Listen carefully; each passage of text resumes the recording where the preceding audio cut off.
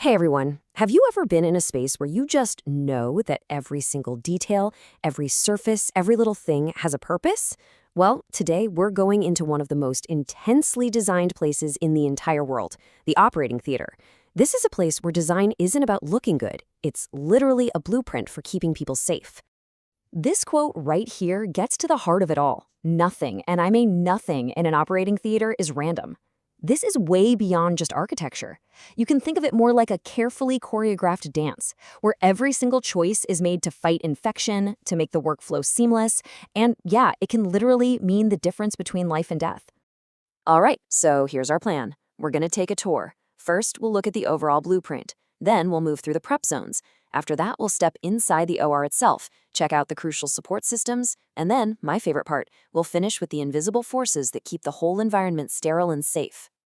Okay, let's kick things off with the big picture.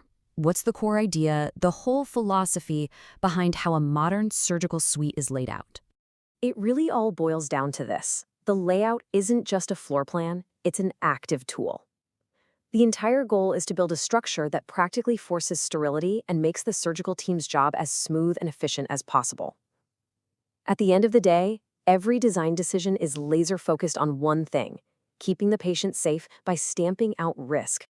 So to really get how the layout does all this, we're going to follow the path, the journey that both the patient and the surgical team take. It starts with preparation, moves to scrubbing in, then the surgery itself, and finally into recovery. The physical space is designed to support every single one of those steps. And that brings us to our very first stop. Now, what's so cool about this is that the safety protocols don't just kick in when the surgery starts. Oh no, they begin way before that, in these preparation zones.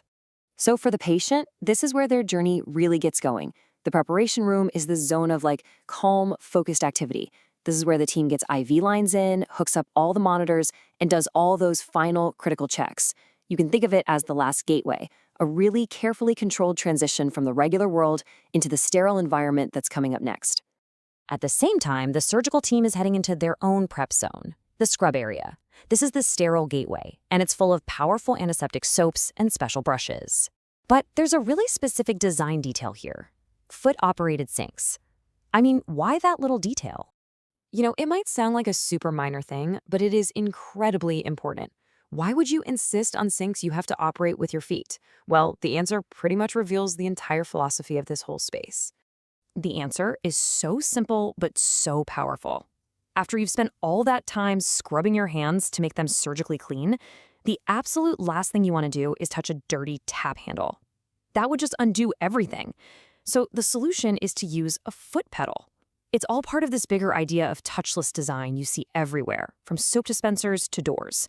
Every little detail is there to maintain that sterile barrier. Okay, so hands are scrubbed, the patient is prepped. Now it's time. We're stepping into the heart of the whole complex, the inner sanctum where it all happens, the operating room.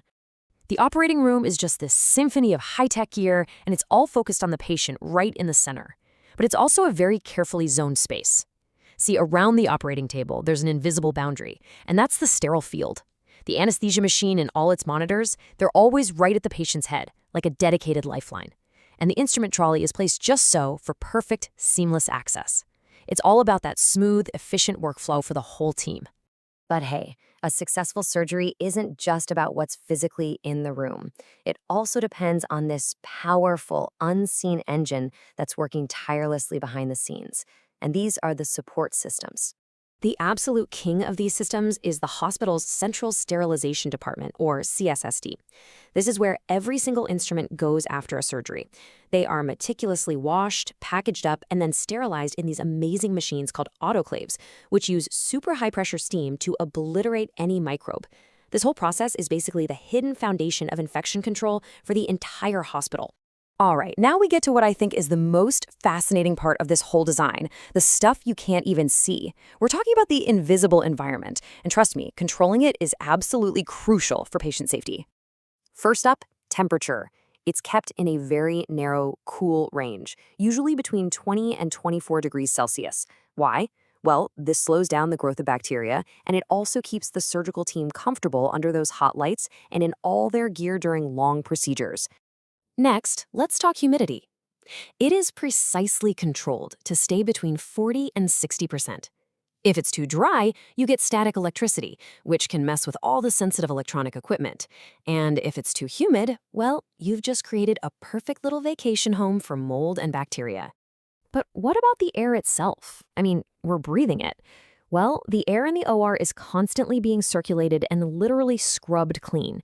It gets pushed through these things called HEPA filters, that stands for high efficiency particulate air, and these filters can trap microscopic particles, including bacteria and other nasty stuff floating around, which protects the open surgical site. And here it is, the final piece of this incredible invisible shield. The room is kept under what's called positive pressure. All that means is the ventilation system is always pumping clean, filtered air into the room. So whenever a door opens, air flows out, not in. It's the total opposite of an isolation room for a contagious patient, where they use negative pressure to suck air in and trap germs. Here, positive pressure creates an invisible barrier, pushing any potential germs away. So, when you put it all together, that logical flow from one room to the next, the specialized equipment, all those invisible environmental controls, what you get is a space that is engineered from the ground up for one single purpose: to support incredibly complex procedures while relentlessly, constantly fighting the risk of infection. It really makes you think, doesn't it? This whole environment is one giant blueprint for safety.